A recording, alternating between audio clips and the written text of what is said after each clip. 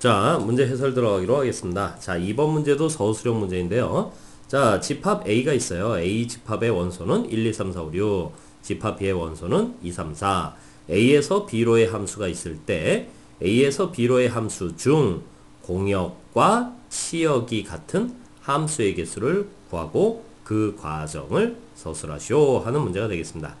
자, 일단 공역이 무엇인지 또 여러분들이 치역이 무엇인지는 함수편에서 배워서 익히 알고 있지 않습니까? 그래서 이런 사례를 이해하기 위해서 우리가 서술 과정 전에 간단한 시뮬레이션을 하나 해볼게요. 어떤 이야기? 자, A 집합이 있고 여기 B 집합이 있는데 원소가 1, 2, 3, 4, 5, 6 이렇게 쓸 수 있고 여기가 2, 3, 4 이렇게 쓸 수 있습니다.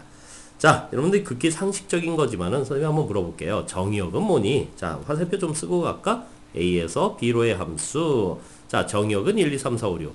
공역은 뭐니? 2, 3, 4. 자, 아직 치역이 결정되어 있지 않은 상태죠. 근데 선생님이 만약에 이렇게 대응을 시켜봤어요. 자, 이렇게 대응을 시켜보자. 자, 대응, 또 대응, 또 대응. 자, 이러면 공역은 2, 3, 4, 치역은 2만 되겠죠. 그러면 우리가 치역과 공역이 같니? 같지 않죠, 여러분. 안 되겠네요. 이런 경우 안 돼. 그죠? 자, 그렇다면 만약에 내가 6이 이렇게 3으로 갔다면 어떻습니까? 6이 3과 대응이 되었다면 다시 공역은 2, 3, 4, 치역은 2, 3, 원소가 두 개만 대응을 받았죠. 그래서 이 경우도 치역과 공역이 같다라고 할 수 없습니다. 아이, 그러면 어떡하지? 하나 더 지워. 그 다음에 이렇게 5는 3으로, 그죠? 3으로, 그 다음에 6은 4로 이렇게 대응이 되었어요. 그러면 이런 경우는 어떻습니까? 공역이 2, 3, 4, 치역도 2, 3, 4. 아, 이런 경우를 지칭하는 거구나. 그렇다면 우리가 이런 생각을 할 수 있어요. 보통 우리가 A에서 B로의 함수의 개수, 요건 알고 계시죠? 어떻게? 공역의 원소의 개수에 대하여 정역의 원소의 개수 승 이렇게 해가지고 전체 함수 A에서 B로의 함수가 성립될 수 있는 대응관계의 순서상을 모두 구할 수 있겠죠. 그죠? 그것을 어떻게 한다? 공역의 원소의 개수, 거기에 정역의 원소의 개수 승 이렇게 표현할 수 있단 말이에요. 그래서 일단은 우리 전체 함수의 개수 구하는 과정 잠깐 볼게요. 그죠? 전체 함수의 개수 어떻게 쓸 수 있지? 자, 그냥 한번 이해를 돕기 위해서 한번 써볼게요. 1, 2, 3, 4, 5, 6 이렇게 해서 우리가 공식만 딱딱 쓴다고 서술이 되는 건 아니지 않습니까? 그래서 1이라는 원소가 갈 수 있는 곳이 3곳, 그러니까 3가지. 2가 대응될 수 있는 원소가 3가지. 3이 대응될 수 있는 원소 3가지. 4도 3가지. 5도 3가지. 6도 3가지. 이렇게 해서 바로 3의 6승 729가지 이렇게 계산할 수 있네요. 자, 이 중에서 우리가 조금 전에 보여드린 것처럼 이렇게 한번 써볼까요? 1, 2, 3, 4, 5, 6 여기가 2, 3, 4 이렇게 해서 바로 치역이 2개만 되는 경우에 대해서 한번 생각해보자. 그러면 안 되잖아요. 치역이 2개만 된다. 즉 2, 3만 치역이 된다. 아니면 3, 4만 치역이 된다. 아니면 2, 4만 치역이 된다. 라고 하는 경우는 안 되지 않습니까? 그쵸? 그래서 치역이 2개인 경우, 치역이 반드시 2개인 경우, 반드시 2개인 경우에 대해서 생각해보자. 그러면 어떻게 되죠? 다시 말해서 치역이 2하고 3인 경우, 또 치역이 3하고 4인 경우, 치역이 또 2하고 4인 경우 이렇게 세 가지를 생각할 수 있을 거예요. 그러면 다시 한번 생각해보면 1, 2, 3, 4, 5, 6, 2, 3, 4 이렇게 되는데 요 둘만 오로지 치역이어야 돼요. 그렇다면은 우리가 이 둘과 정역의 원소 6개의 대응관계를 만들어낼 수 있지 않습니까? 그쵸? 그러면 그것이 다시 뭐가 되는 거야? 1이 2가지, 2가 2가지, 3이 2가지, 4가 2가지, 5가 2가지, 6이 2가지니까 결국은 2의 6승가지가 되겠죠. 근데 이 2의 6승가지라는 계산 안에는 무엇이 있습니까? 모두 2로만 갈 수 있는 경우가 생기겠죠? 그쵸? 모두 이렇게 2로만 갈 수 있는 경우 이때는 치역이 1개지 2개가 아니지 않습니까? 치역이 2, 3이 될 수 없지 않습니까? 아니면 반대로 모두 3으로만 가는 경우도 어때요? 그것도 안 되지 않습니까? 그쵸? 모두 3으로만 간다? 이것도 안 된단 말이야. 그러니까 결과적으로 2의 6승에서 몇 가지, 치역이 1가지인 경우는 다시 빼주죠. 마찬가지로 치역이 3, 4인 경우도 2의 6승 마이너스 2. 그 다음에 치역이 2, 4인 경우도 2의 6승 마이너스 2. 이렇게 쓸 수 있습니다.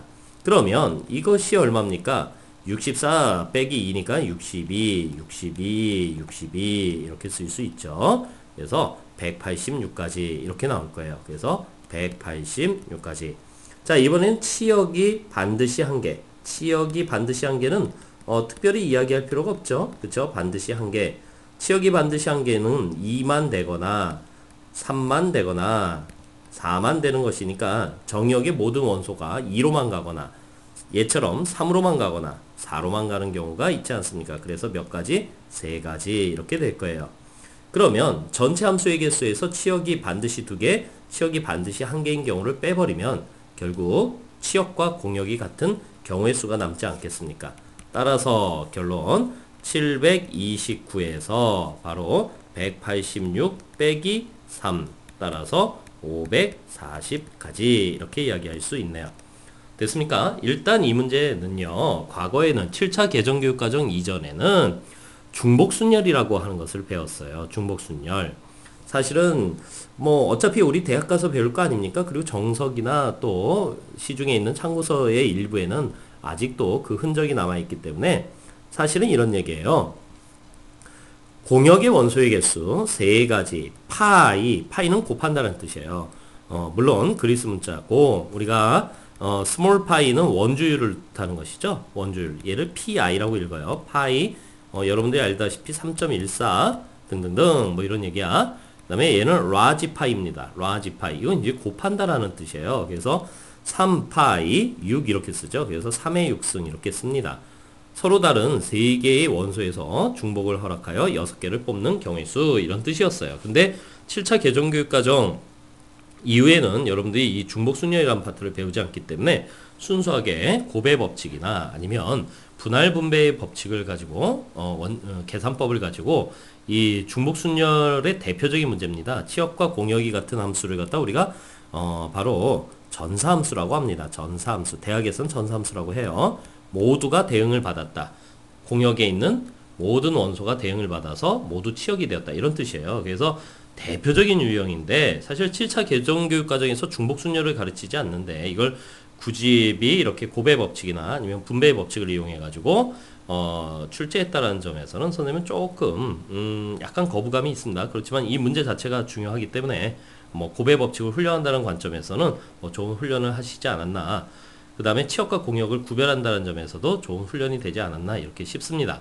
일단 이 문제에서 아셔야 되는 것은 공역이 무엇인지 치역이 무엇인지 그리고 공역과 치역이 같으려면 어떻게 되어야 하는지를 여러분들이 아셔야 되겠죠. 자, 그러면 이제 그 다음 문제 풀이로 들어가기로 하겠습니다. 자, 2번 1을 만족하는 함수 f 중에서 다음 조건을 만족하는 함수의 개수를 구하고 그 과정을 서술하시오 되어 있습니다. 자, 여기 보면은 정역의 원소의 대소가 확정되어 있는 상태에서 그 치역은 역시 정역의 원소의 대소순에 맞춰서 원소가 작으면 그 함수값도 작고 원소가 크면 그 함수값도 크거나 아니면 그 둘은 같아질 수도 있다. 그러한 경우의 수를 구해라 하는 문제가 되겠죠. 자, 이것도 여러분들 한번 잠깐 예시를 들어보고 생각해보고 문제풀이로 들어가기로 하겠습니다. 자, A집합의 원소가 1, 2, 3, 4, 5, 6이 되겠고요. B집합의 원소가 2, 3, 4입니다. 자, 그렇다면은 이 조건대로라면 1이 만약에 2로 갔어요. 그리고 2가 2로 가도 되고, 그쵸? 가도 되죠. 왜? 치역이 같을 수도 있으니까. 아니면 2가 3으로 가도 되고, 이런 뜻이에요. 그쵸? 그러면 2가 3으로 갔다면 3은 3으로 가도 되고, 아니면 3은 4로 갈 수도 있다. 근데 3이 4로 가고 나면 나머지 숫자들 4, 5, 6은 4가 3으로 가는 일이 있어서는 안 된다. 그쵸? 증가함수가 되거나 아니면 서로 같아야 되니까는 안 된단 말이에요. 이렇게 되면 안 돼요. 그러면 이렇게 4 그리고 5, 6은 모두 4로만 가야 된다. 이렇게 되는 경우의 수가 몇 가지니? 이렇게 물어봤습니다. 그러면 우리 이렇게 생각해 봅시다.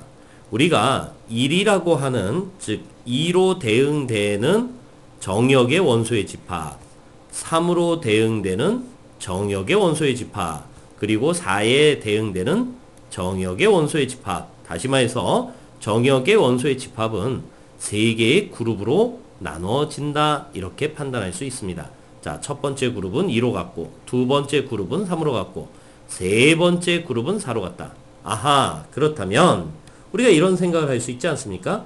1, 2, 3, 4, 5, 6 여기에서 대소가 확정되어 있으니까 순서는 바뀔 수가 없죠. 순서는 바뀔 수 없는데 1, 2, 3, 4, 5, 6 6개의 원소 그 사이사이가 5개로 구별이 되죠. 이 구별이 될 때 이것을 3개의 그룹으로 나누려면 여기 어딘가에 두 곳에 구분자가 들어가야 된다는 이야기죠. 자, 여기를 구분하겠습니다. 여기를 구분하겠습니다. 그러면 1은 2로 가고 2는 3으로 가고 3, 4, 5, 6은 4로 간다 라는 것이 표현되는 거 아니겠습니까? 그래서 결과적으로 본다면 이 문제는 자, 5개의 구분자 중 우리가 그룹을 나누는 2개의 구분자를 뽑아내는 것. 그러면 뭐라고 하면 되겠어요? 5 컨비네이션 2. 5곳 중 2곳을 선택한다. 순서는 필요 없다. 그러면 우리가 조합으로 처리할 수 있고 5 곱하기 4 나누기 2니까 토탈 10가지. 즉 이 조건을 만족하는 전사 함수의 개수, 즉 치역과 공역이 같은 함수의 개수는 10가지다. 이렇게 판단할 수 있습니다. 자, 이렇게 해서 우리가 전체적인 문제를 이렇게 풀어봤는데요. 앞서 말씀드린 것처럼 1번 문제는 과거 중복순열이 우리가 교육과정에 있을 때는 사실 하나의 공식으로 그냥 가볍게 풀 수 있는 문제입니다.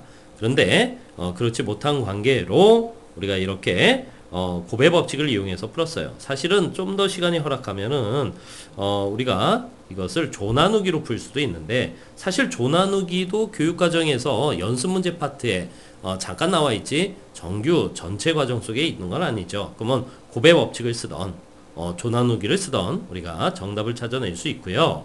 그 다음에 또 두 번째 문제는 조합의 이제 활용을 통해 가지고 정답을 찾을 수 있습니다. 자, 전체적으로 봤을 때는요, 문제 난이도 비교적 쉬운데요. 요것을 두 문제를 묶어놨기 때문에 각각은 B등급이지만 그렇지만 두 문제를 묶었으니까 전체 등급은 A등급 정도 드리겠습니다. 그리고 배점 8점이고 각각 4점씩 주셨는데요.